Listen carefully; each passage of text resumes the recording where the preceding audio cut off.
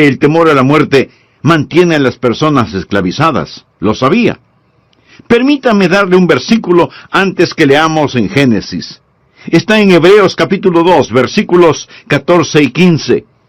Habla de Jesús, quien se hizo hombre, y vino a esta tierra con un único propósito, el de destruir las obras del diablo. Escuchen lo que la Biblia dice. Él también participó de lo mismo, esto es, carne y sangre, para destruir por medio de la muerte al que tenía el imperio de la muerte, esto es, al diablo, y librar a todos los que por el temor de la muerte estaban durante toda la vida sujetos a servidumbre. Piense al respecto. Él vino a liberar a todos los que por el temor de la muerte estaban durante toda la vida sujetos a servidumbre. ¿Me permite decirle algo? Usted no está listo para vivir hasta que usted ya no tenga temor a la muerte. No está listo para vivir hasta que cese de temer a la muerte. Jesús vino a librarle de las ataduras del temor. Un hijo de Dios puede sonreírle a la muerte. Eso es lo que José hizo. Deseo que leamos en las Escrituras, empezando en el versículo 22 de Génesis capítulo 50. Y habitó José en Egipto, él y la casa de su padre, y vivió José 110 años. Sin embargo, murió de 110 años. ¿Sabe? Él fue un hombre importante. No obstante, murió. Y no importa quién sea usted o cuán ilustre sea, usted va a morir. Yo moriré. La única posible excepción a eso, es si Jesús fuera a venir antes que muramos. Versículo 23. Y vio José los hijos de Efraín hasta la tercera generación. Por favor, pasemos al versículo 24. Y José dijo a sus hermanos, yo voy a morir. Esa es una aseveración fuerte, ¿no lo cree? Yo voy a morir, mas Dios ciertamente os visitará, y os hará subir de esta tierra que juró a Abraham, a Isaac y a Jacob. Es decir, Dios os sacará de Egipto, y Él os llevará a Canaán, la tierra prometida. E hizo jurar José a los hijos de Israel, diciendo, Dios ciertamente os visitará, y haréis llevar de aquí mis huesos. Lo que José estaba diciendo es, Dios vendrá, Él los sacará de Egipto, Él les llevará a la tierra prometida, y cuando lo haga, llevarán mis huesos con ustedes. No permaneceré aquí. Cuando se vayan, lleven mis huesos con ustedes. Leamos ahora el versículo 26. Y murió José a la edad de 110 años, y lo embalsamaron, y fue puesto en un ataúd en Egipto. ¿Era acaso importante esa pequeña expresión? Dios os visitará y os sacará de Egipto.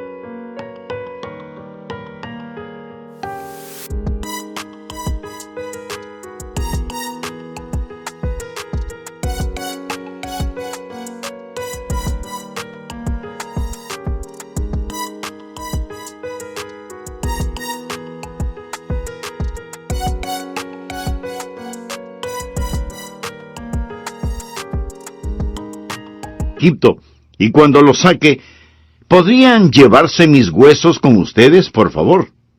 Tan solo llévenme con ustedes fuera de Egipto a Canaán. Pregunto, ¿era eso importante? Es mejor que crea que sí lo era. Recuerde que el 25% del libro de Génesis trata acerca de la vida de José.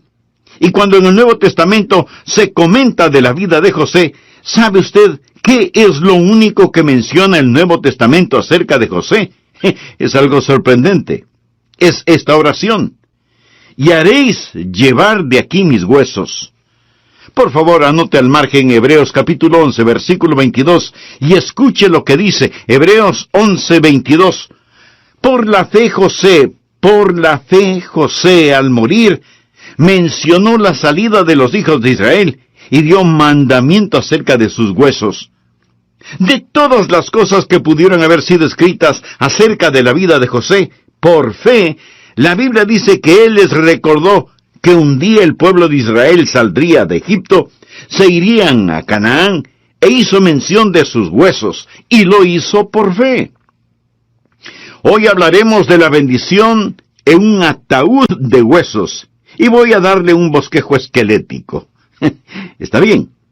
Vamos a hablar acerca de la bendición que está en ese ataúd de huesos. Aquí está José diciendo, miren, yo me voy con ustedes, voy a estar muerto, pero me voy a ir con ustedes, vamos a irnos de aquí.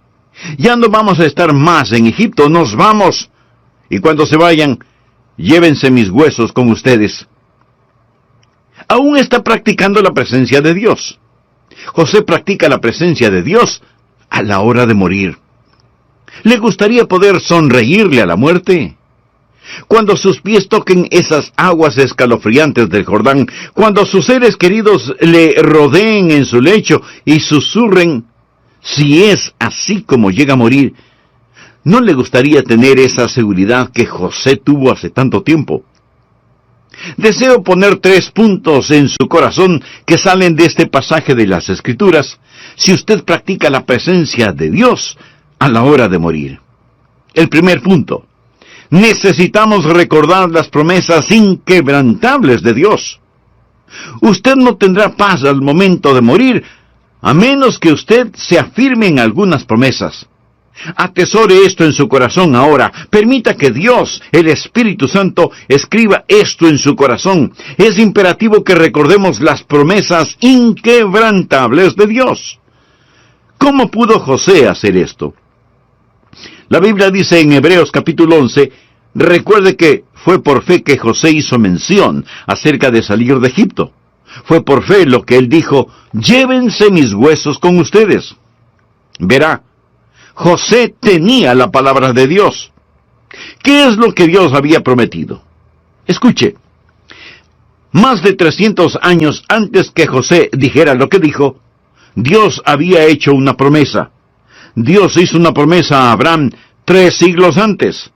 Dios mencionó algo a Abraham y José lo sabía.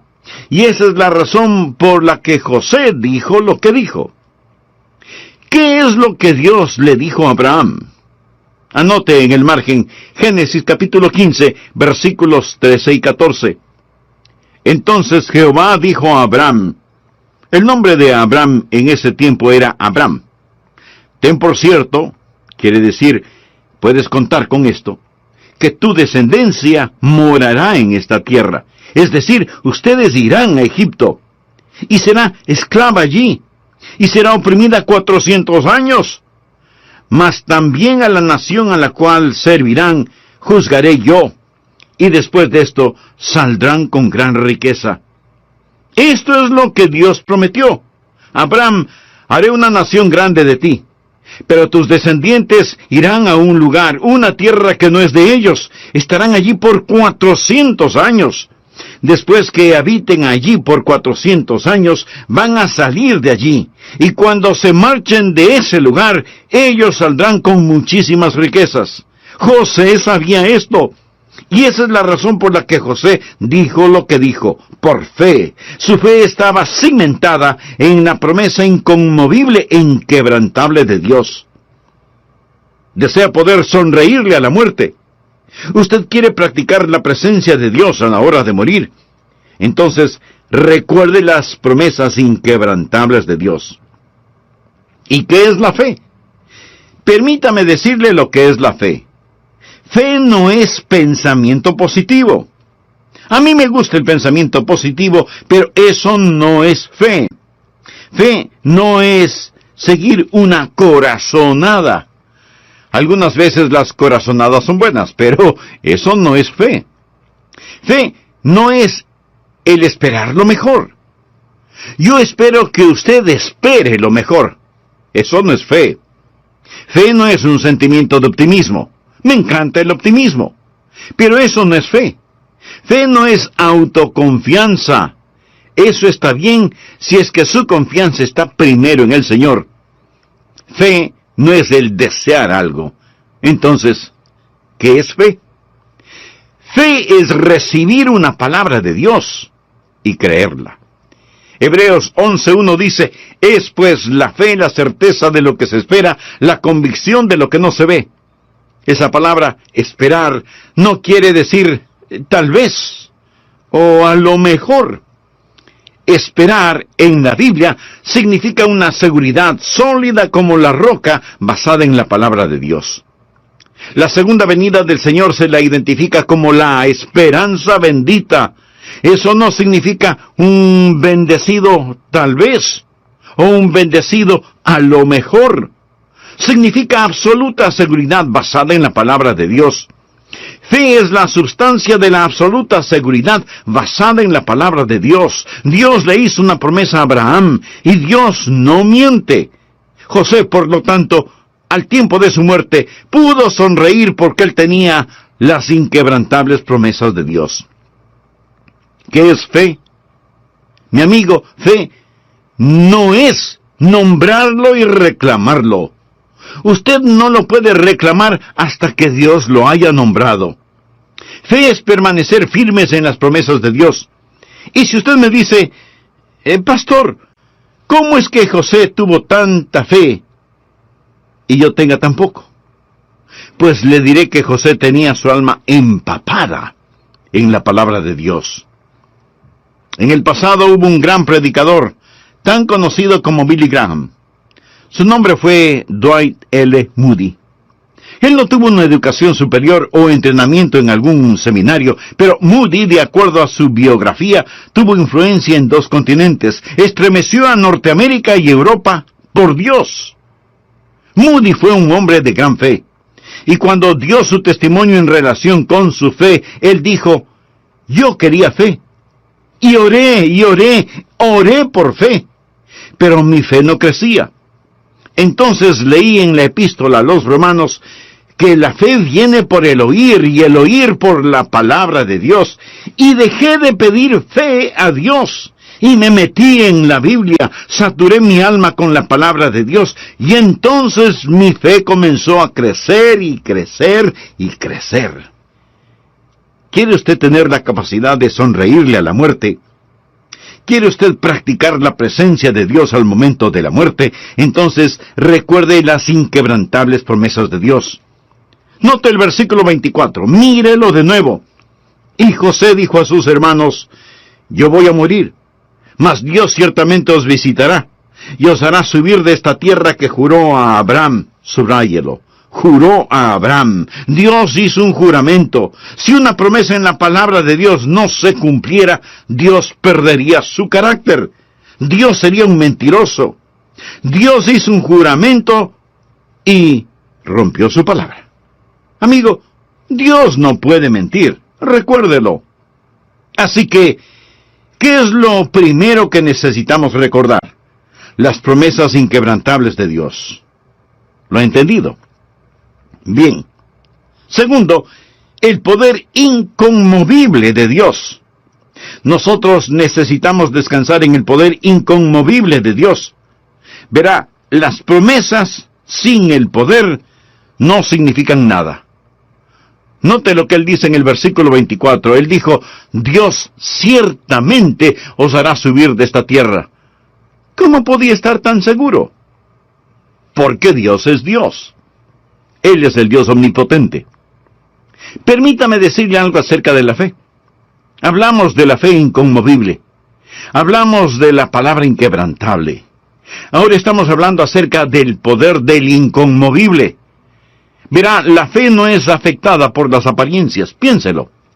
Cuando Dios dio esta promesa, cuando José citó esta promesa que Dios hizo basándose en las apariencias, no había ninguna razón por la cual pensar en dejar Egipto jamás. Ellos estaban allí en la abundancia. José era el primer ministro. Ellos estaban muy bien allí. Ellos vivían una vida sin dificultad. Ellos habían salido de la tierra de Canaán e ido a Egipto debido al hambre. No había hambre en Egipto. Ellos están en un lugar de posición privilegiada. No tome ninguna promesa de Dios para hacerla pasar por el tamiz del juicio de su razonamiento. No diga, bueno, volvamos a examinar bien la palabra de Dios a la luz de las circunstancias actuales. Era inconmovible ante el razonamiento humano. También era inconmovible ante la emoción humana. Realmente las emociones no importan cuando se trata de la palabra de Dios. En este pasaje no se menciona nada acerca de las emociones de José, de una forma u otra. Yo no sé cuáles eran, pero quiero decirle que no importaban realmente tanto. Los sentimientos vienen y van, y los sentimientos engañan. La Biblia es la palabra de Dios, y en ninguna otra cosa vale la pena creer. No consulte con sus emociones acerca de si una promesa de Dios es verdad o no. Lo he mencionado, sus emociones son la parte más superficial de su naturaleza.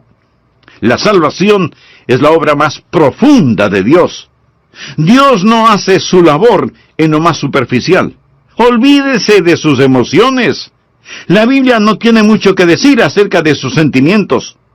Ponga su confianza en el poder inconmovible de Dios, no en su razonamiento ni en sus emociones.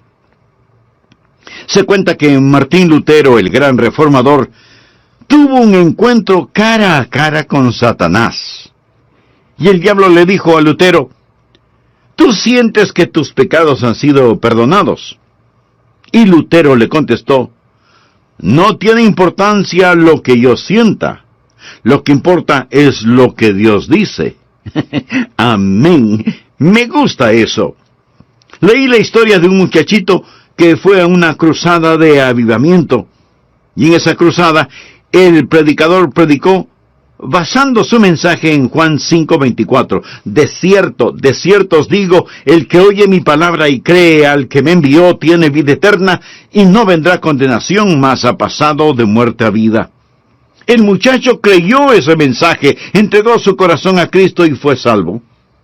Más tarde, siendo ya un hombre, él dio su testimonio y dijo, esa noche cuando regresaba a casa, me parecía que Satanás estaba colgado de mi hombro, susurrándome al oído, tú no eres salvo, no eres lo suficientemente bueno, ni lo suficientemente fuerte. Tú no hiciste lo que piensas que hiciste en la cruzada. Nunca lo lograrás. Y durante todo el camino, Satanás se burlaba de mí. Cuando llegué a casa, me senté en el sofá, y me pareció que Satanás estaba junto a mí en ese sofá. Y me puse a pensar, bueno, a lo mejor no soy salvo. Mejor voy a mirar ese versículo otra vez. De cierto os digo, es Jesús quien está hablando aquí. El que oye mi palabra, bueno, yo escuché su palabra en la cruzada. Y crea al que me envió, yo ciertamente lo creo. Tiene vida eterna. O sea, practicó la presencia de Dios en su vida. ¿Le gustaría a usted el poder sonreírle a la muerte? Entonces, practique los siguientes puntos. Primer punto, necesitamos recordar las promesas inquebrantables de Dios. Usted no tendrá paz al momento de morir a menos que usted se afirme en las promesas de Dios. Es imperativo en recordar las inquebrantables promesas de Dios. Segundo punto, necesitamos descansar en el poder inconmovible de Dios. Mi amigo, estoy hablando de el ejercicio de la verdadera fe. Déjeme decirle algo más. La fe no es sacudida por la razón ni por la emoción. Tampoco es sacudida por la demora. La promesa sobre la cual José se afirmaba tenía ya 300 años de existencia. Y José está hablando de lo que deben hacer con sus huesos. Y aún pasarían siglos antes de que ellos pudieran salir de allí. ¿Sabía usted que la fe puede esperar? Me encanta lo que dice Habacuc 2:3. Aunque la visión tardará aún por un tiempo, mas se apresura hacia el fin, y no mentirá. Aunque tardare, espéralo, porque sin duda vendrá, no tardará. ¡Qué estupendo versículo es ese! Al preparar este mensaje estuve pensando en cómo Dios a veces demora, y pensé en la profecía que Dios hizo contra la antigua nación de Tiro, que estaba al norte de Israel, en la costa del Mediterráneo. Y esto es lo que Dios dijo contra Tiro. Busque Ezequiel 26:3. Por tanto, así ha dicho Jehová el Señor: He aquí yo estoy contra ti, oh Tiro, y haré subir contra ti muchas naciones, como el mar hace subir sus olas. Siendo que ellos vivían a la orilla del mar, podían entender esto. Y en Ezequiel 26, versos del 12 al 14 leemos: Y robarán tus riquezas y saquearán tus mercaderías, arruinarán tus muros y tus casas preciosas destruirán, y pondrán tus piedras y tu madera y tu polvo en medio de las aguas. Y haré cesar el estrépito de tus canciones, y no se oirá más el son de tus cítaras, y te pondré como una peña lisa, tendedero de redes serás, y nunca más serás edificada, porque yo Jehová he hablado, dice Jehová el Señor. Dios dijo: Mira, Tiro, eres tan importante y poderosa, con tantas riquezas y lujos. Te voy a decir lo que haré contigo. Voy a traer varias naciones contra ti, y esto es lo que va a suceder. Tomaré tus hermosas casas y tus templos y tu madera, todo lo que hay ha de desaparecer en el mar, aun el polvo de tus calles, y lo único que quedará de ti será un desolado lugar, para que los pescadores extiendan sus redes. En el año 550 a.C., Nabucodonosor vino contra la nación de Tiro. Y cuando la gente vio la llegada de Nabucodonosor, supieron que no podrían derrotar a este monarca de Babilonia. Había una pequeña isla no muy alejada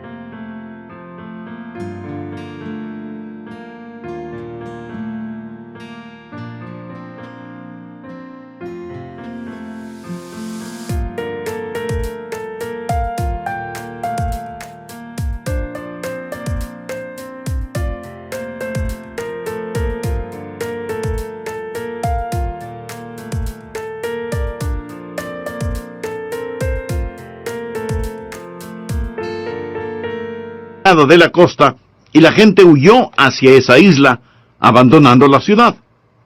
Bueno, en la antigua Tiro, las paredes todavía estaban allí. Las ruinas de los edificios aún permanecían allí, y aún la vieja madera estaba allí. Parecía como que la profecía de Ezequiel no se iba a cumplir literalmente. Pero más de 200 años más tarde, llegó Alejandro el Grande. Ahora recuerde que la gente de Tiro huyó hacia una pequeña isla, y con el paso del tiempo ellos tuvieron la más poderosa flota naval del mundo. Alejandro el Grande no tenía una flota naval, pero en cambio tenía un gran ejército. Alejandro les solicitó ayuda, y ellos le dijeron: no vamos a ayudarte. Nosotros estamos muy bien en nuestra isla, no te ayudaremos de ninguna manera. Esto enojó mucho a Alejandro el Grande, y decidió que tenía que hacer algo. No podía navegar hasta la isla, pero algo tenía que hacer. Y decidió construir un gran terraplén hacia la isla, y dijo a sus soldados: vamos a construir un enorme terraplén, y marcharemos sobre esa isla. Y le preguntaron: pero, ¿dónde vamos a conseguir los materiales para construirlo? Y el gran conquistador les dijo: ven toda esa madera y las piedras y las paredes. Usen todos esos materiales. Y construyeron el enorme terraplén desde la costa del Mediterráneo hasta la isla en donde estaba la ciudad de Tiro.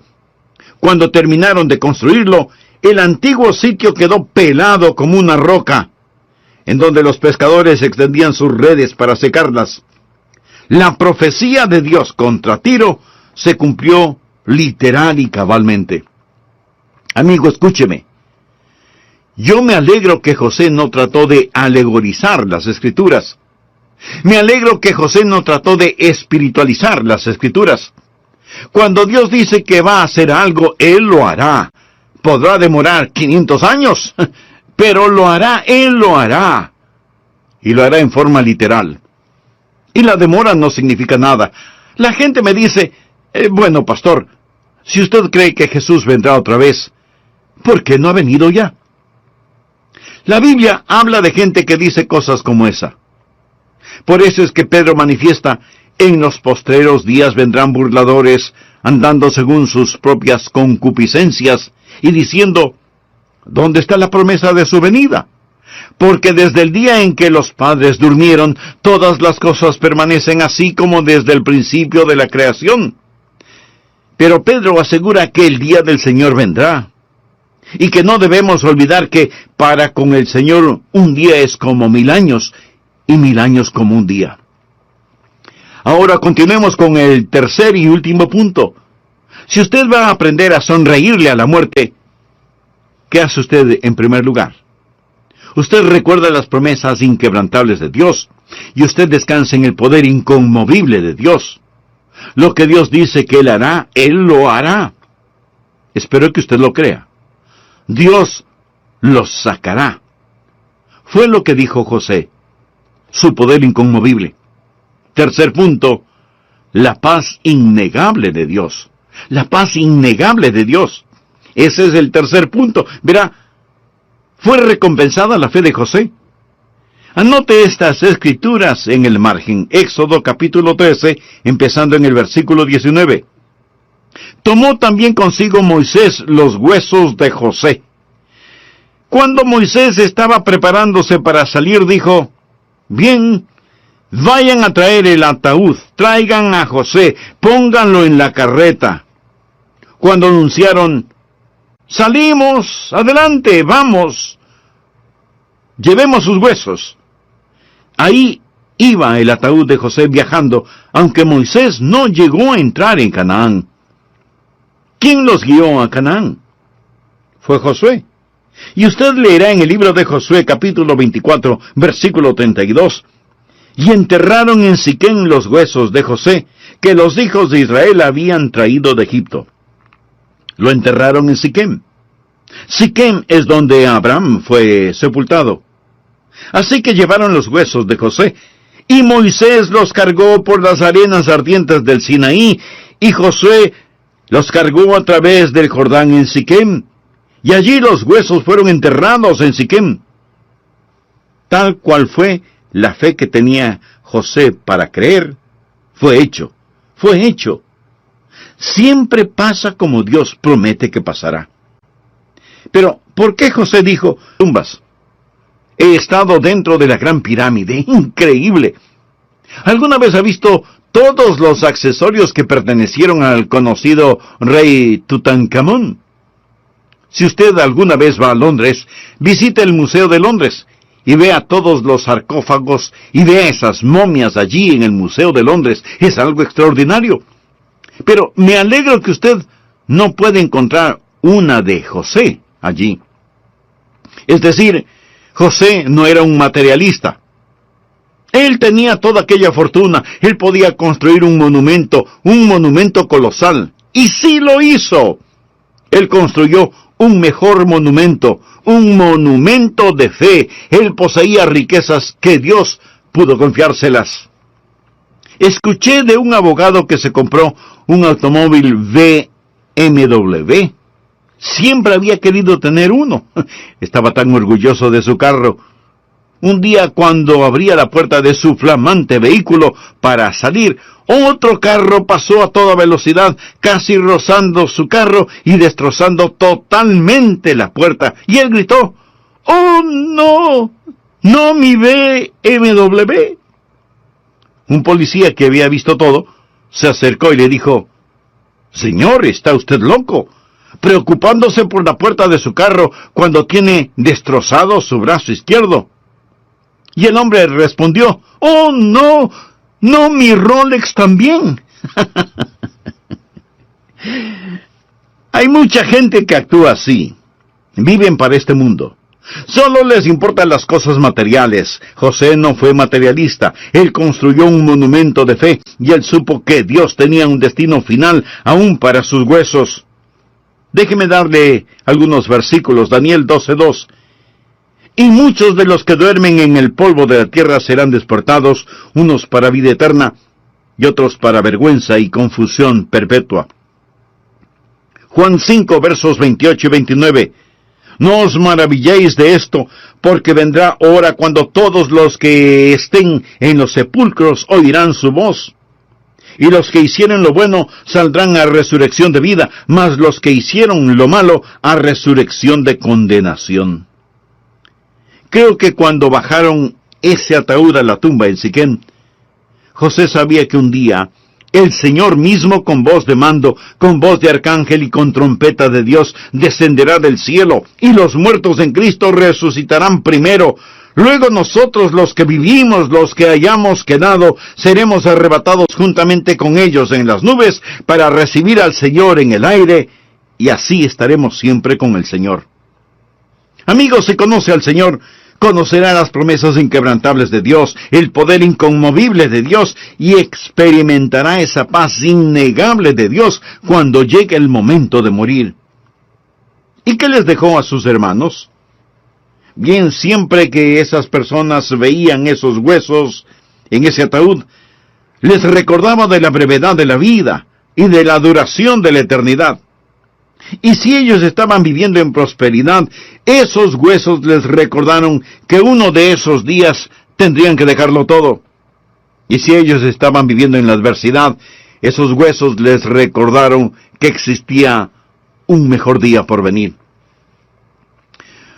Un predicador tejano, John Henry Hawkins, predicó, y la esposa de un hombre de negocios muy exitoso vino a Cristo por fe. Hawkins pensó que iría y visitaría al hombre de negocios. Así que él lo visitó y le dijo, su esposa se ha salvado. Ella va a ser bautizada el domingo por la noche. Me gustaría bautizarlos juntos a ambos. Deseo que usted dé su corazón a Cristo. El hombre de negocios trató de ignorarlo, pero el predicador empezó a insistir, Señor, usted necesita salvarse. Después, hubo ese encuentro que muchas veces los evangelistas enfrentan. El hombre de negocios dijo, predicador, es sábado, mañana por la mañana iré a la iglesia. Usted da la invitación, yo seré el primero en pasar al frente. Recibiré a Cristo como mi Salvador personal. Y esa noche, cuando mi esposa se bautice, yo me bautizaré con ella. El predicador dijo, fabuloso, maravilloso, y empezó a salir. Puso su mano en la manija de la puerta y pensó, no, espera un minuto, algo anda mal aquí. Le explicó, Pat, esto es lo que Dios dice. El diablo dice, mañana. Dios dice, hoy. ¿Alguna vez alguien ha fallado al hacer lo que Dios dice? ¿Y alguna vez alguien ha hecho lo correcto al hacer lo que Satanás dice? Esto sorprendió al hombre un poco. El predicador puso la escritura en su mano y dijo, léala. He aquí ahora el tiempo aceptable, he aquí ahora el día de salvación. El hombre cerró de golpe su mano y reconoció, predicador, usted tiene razón. El diablo nunca ha hecho algo bueno por mí, sino mentirme. Esto es lo que Dios dice. Yo voy a hacerlo ahora. Y ellos se arrodillaron y Pat oró y dio su corazón a Jesucristo. Entonces, Hawkins salió de la casa. Cuando él estaba desayunando por la mañana, el teléfono sonó. Era el sobrino de Pat. Él dijo, predicador, necesitaba llamarlo. Pat quería que yo lo llamara. Él tuvo un ataque cardíaco. Él dice que no irá a la iglesia esta mañana, pero quiere que usted sepa que no está rompiendo su palabra. Él simplemente tuvo un pequeño ataque cardíaco. Pensamos que estará bien. Ellos tuvieron el culto esa mañana. Cuando Hawkins estaba almorzando ese domingo, el teléfono sonó de nuevo. Esta ocasión era una cuñada. Ella le informó: predicador, necesita saber que tuvo otro ataque cardíaco. Esté muy serio. Mas antes que Hawkins pudiera ir al hospital a visitarlo, sonó el teléfono por tercera vez, y ellos le dijeron: no necesita venir enseguida. Él ha fallecido, está muerto. Pero, predicador, Pat dijo que nos aseguráramos de decirle que estaba tan gozoso que usted le animó a entregar su corazón anoche a Jesucristo. Amigo, la Biblia dice: no te jactes del día de mañana, porque no sabes qué dará de sí el día. Todo ataúd de huesos que usted ve, todo féretro que usted ve y todo entierro que usted ve, le recuerda que hoy es el día de salvación. Dé su corazón a Jesús y usted podrá sonreírle a la muerte. Amigo, hablamos de la muerte. Y si usted conoce al Señor Jesucristo, la muerte no posee terror para usted. Hasta que un hombre no conozca al Señor Jesucristo, no está listo para morir. De hecho, nadie está listo para vivir hasta que no tenga ya miedo de morir. Si usted no conoce al Señor Jesucristo como su Salvador y Señor en forma personal, puede conocerle ahora mismo. No estoy hablando de pertenecer a una denominación o cosa por el estilo. No estoy hablando de que trate de ser mejor. Hablo de tener una relación íntima y personal con Cristo. Necesita